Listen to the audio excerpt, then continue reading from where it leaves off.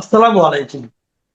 প্রিয় দর্শক, অন্য মঞ্চের আজকের আলোচনায় আমাদের অতিথি হিসেবে আছেন। আপনারা কি কেউ কখনো এরকম ঘটনা নিজের চোখে দেখেছেন যে কেউ অপরের জন্য গর্ত খুঁড়ে রেখেছে বাড়ির পাশে, মাঠের ভিতরে বা অন্য কোনো জায়গায়, আর সেই গর্তে হঠাৎ গিয়ে হুড়মুড় করে পড়ে গেছে, হাত পা ভেঙে গেছে, দাঁত ভেঙে গেছে, এরকম দেখেছেন? অথবা এমন কোনো পরিস্থিতির সম্মুখীন কি কখনো হয়েছেন বা নিজের চোখে দেখেছেন যে কোনো একজন মাতুব্বর, মক্কেল বা নেতা প্রকাশ্য জনসম্মুখে ভরা মজলিসে অপমান অপদস্থ হয়েছেন তার অধস্তন কারো কাছ থেকে? হয়তো আপনারা কেউ কেউ দেখেছেন বা কেউ কেউ দেখেন নাই, অনেকেই হয়তো দেখেন নাই, শুধু না আমি শুনেছেন। আজ আমি আপনাদেরকে এরকম একটি ঘটনার সাথে পরিচয় করিয়ে দিব। 12ই ফেব্রুয়ারির নির্বাচনের পরে আমাদের বর্তমান স্বরাষ্ট্রমন্ত্রী সালাউদ্দিন আহমেদের যে কথাবার্তা, কাজ এবং অ্যাক্টিভিটি, এইটার মাধ্যমে বিএনপির বর্তমান যে ইমেজ প্রতিষ্ঠিত হয়েছে, এই ইমেজের মাধ্যমে ঠিক আগে আমি যে ঘটনাগুলো বললাম এই ধরনের একটা ঘটনার বা পরিস্থিতির সম্মুখীন হয়েছে পুরো বিএনপি। অপরের জন্য গর্ত খুঁড়ে রেখেছিল, সেই গর্তে বিএনপি ধপাস করে পড়েছে এবং তার হাত পা মরমর করে ভেঙে গেছে। অথবা অনেকটা প্রচন্ড অপমান অপদস্থ হয়ে তার এখন আর ইজ্জত রাখার মতো জায়গা নেই। ঘটনাটা কি হয়েছে চলুন আমরা একটু খুলে বলি। নির্বাচনের পর থেকে হঠাৎ করে তার যেন কি হয়েছে, তিনি সংবিধান ছাড়া আর কিছুই বোঝেন না। তিনি উঠতে গেলে সংবিধান, বসতে গেলে সংবিধান, খাইতে গেলে সংবিধান, শুইতে গেলে সংবিধান, এমনকি গোসলখানায় বা বাথরুমে যেখানেই যান শুধু সংবিধান সংবিধান আর সংবিধান। তাও আবার জেনতেন সংবিধান নয়। কোন সংবিধান? ওই 72-এর সংবিধান, যে সংবিধান পুরো বাংলাদেশের জনগণের গলা কাটার মতো একটি বই। এটা এমন একটা বই যে বই বাংলাদেশের জনগণের জন্য কোনো উপকার তো দূরের কথা, বরং জনগণের প্রকাশ্য শত্রু। হ্যাঁ, এই সংবিধান শুধুমাত্র দুইটা পরিবারের রক্ষা কবচ। এই কথাটা কে বলেছে? এটা কিন্তু আমার কথা নয়। এই কথাটি বলেছেন কাজী জহিরুল ইসলাম, বাংলা সাহিত্যের একজন বিখ্যাত কবি। তিনি বর্তমান মার্কিন যুক্তরাষ্ট্রে অবস্থান করছেন এবং তিনি জাতিসংঘের একজন বড় কর্মকর্তা ছিলেন। তিনি পৃথিবীর বিভিন্ন দেশ ঘুরে বেরিয়েছেন, একজন প্রাজ্ঞ মানুষ। সেই কবি কাজী জহিরুল ইসলাম দেখুন এই কথাটি বলেছে যে এই সংবিধান শুধুমাত্র দুইটা পরিবারের জন্য রক্ষা কবচ, আর পুরো বাংলাদেশের জনগণের জন্য এটি একেবারে প্রকাশ্য দুশ্মন। অথচ বাংলাদেশের মানুষের কি যেন হয়েছে, তাদের মগজে কি যেন ঢুকেছে, তারাও দুই পরিবারের কাছে যে হুমড়ি খেয়ে পড়েছে, নিজেদের আশা আকাঙ্ক্ষা, নিজেদের ভালো মন্দ সবকিছু জলাঞ্জলি দিয়ে অনেকটা বাঁশঝাড়ের কাছে গিয়ে বলছে, ও বাঁশ তুমি ঝাড়ে কেন, আমার পিছনে এসো। যাই হোক, তো সালাউদ্দিন আহমেদ এবং বিএনপি এই সংবিধানের প্রেমে এমন হাবুডুবু খাচ্ছে, ওইখান থেকে তাদের আর ফিরে আসার কোনো সুযোগ নেই। বেশ, ওয়েল, খুব ভালো। যেহেতু তাদের ওই সংবিধানে ফিরে আসার কোনো সুযোগ নাই, তারা যেহেতু প্রত্যেক কথায় কথায় সংবিধান সংবিধান করছে, তাহলে তো ওই সংবিধানের ভিতরে যা কিছু আছে একেবারে এ টু জেড প্রতিটা বিষয় তো অক্ষরে অক্ষরে পালন করতে হবে নাকি? এটাই তো নিয়ম। যদি কেউ কোনো কিছু মানে, একটা বইয়ের কোনো কিছু মানে, এটাই তো করতে হবে নাকি? যদি ওর কিছু অংশ মানে আর কিছু অংশ মানি না, মানে যেটুকু নিজের পক্ষে যায় ওইটুকু মানি, আর যেটুকু নিজের পক্ষে যায় না ওইটুকু মানি না, এরকম নাকি? এটাকে কি মানে ইমানদারি বলে নাকি? দর্শক, আপনাদের কাছে প্রশ্ন থাকলো, এটা ইমানদারি বলে না অন্য কিছু বলে? কমেন্টস বক্সে জানাবেন। যাই হোক, মূল ঘটনায় আসি। তো বিএনপি এবং সালাউদ্দিন আহমেদ যখন এই সংবিধানের প্রেমে পড়ে হাবুডুবু খাচ্ছে, তখন এমন একটা উচিত শিক্ষা দিয়েছে মহেশপুরের ইউএনও খাদিজা আক্তার। একেবারে এর চেয়ে ভালো জবাব আর পৃথিবীতে হয় না। কি হয়েছে?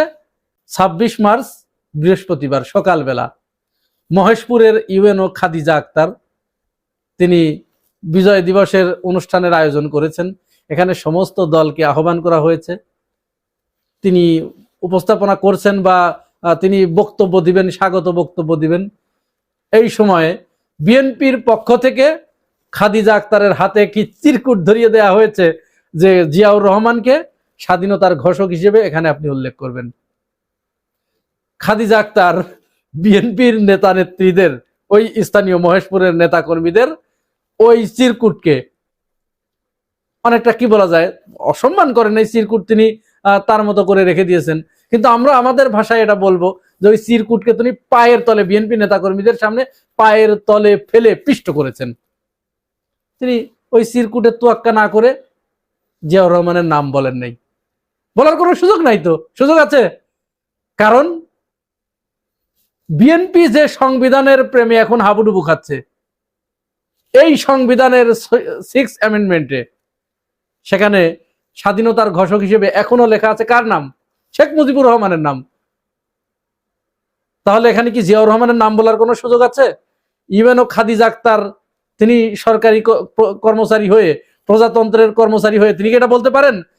হ্যাঁ, বলতে পারতেন। তিনি যদি বিএনপির আচার আচরণ যদি সেরকম হতো তাহলে তিনি দেখাতে পারতেন। বিএনপির আচার আচরণ তো সেরকম না, যেহেতু বিএনপি এখন প্রচন্ড সংবিধান প্রেমী।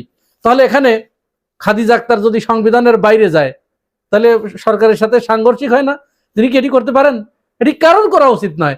এবং শুধু তাই নয়, এই ক্ষেত্রে বাংলাদেশের জনগণেরও উচিত নয় এটা কোনো মতো অবস্থায়। কারণ সরকার যেখানে সংবিধানের প্রেমে গদগদ হয়ে গেছে, তাহলে আমরা কেন আম পাবলিক ওই সংবিধানের বাইরে যাব? তিনি তো মামলা টামলা ঠুকে দিতে পারেন। সংবিধান লঙ্ঘনের দায়ে, সংবিধান অবমাননার দায়ে তো মামলা করতে পারেন। তো ইউএনও কে তো মামলা করতে পারতো। যাই হোক, ইউএনও খাদিজা আক্তার তিনি জিয়াউর রহমানের নাম স্বাধীনতার ঘোষক হিসেবে উল্লেখ করেন নাই। আর কোনে যাওয়া সাইরে ভাই, একেবারে তেলে বেগুনে জ্বলে উঠেছে ওখানকার বিএনপির নেতা কর্মীরা। মনে হচ্ছে তাদের অন্তরে অন্তরে আগুন লেগে গেছে। কি রকম? তোমার কোন কোন জায়গায় ব্যথা গো বান্ধবী ললিতা, ওই কাওয়া কাদেরের ওই সময় আমরা এই গানগুলো শুনতাম। তোমার কোন কোন জায়গায় ব্যথা গো বান্ধবী ললিতা। বিএনপির নেতা কর্মীদের এরকম একেবারে জায়গায় জায়গায়, হারে হারে, গিরে গিরে, জয়েন্টে জয়েন্টে জ্বালা বেঁধে গেছে। কেন রে ভাই এত জ্বালা বাঁধে কেন? এখন কেন এত জ্বালা? এই যে নির্বাচনের পর থেকে জুলাই গণঅভ্যুত্থানের পক্ষের শক্তিগুলো রাত দিন মাঠে চিৎকার করছে, কান্নাকাটি করছে, কেউ নীরবে নিভৃতে, কেউ কেউ অভিশাপ দিচ্ছে। এগুলো কানে যায় না? কেমন লাগে এখন? এরপরে কি হয়েছে?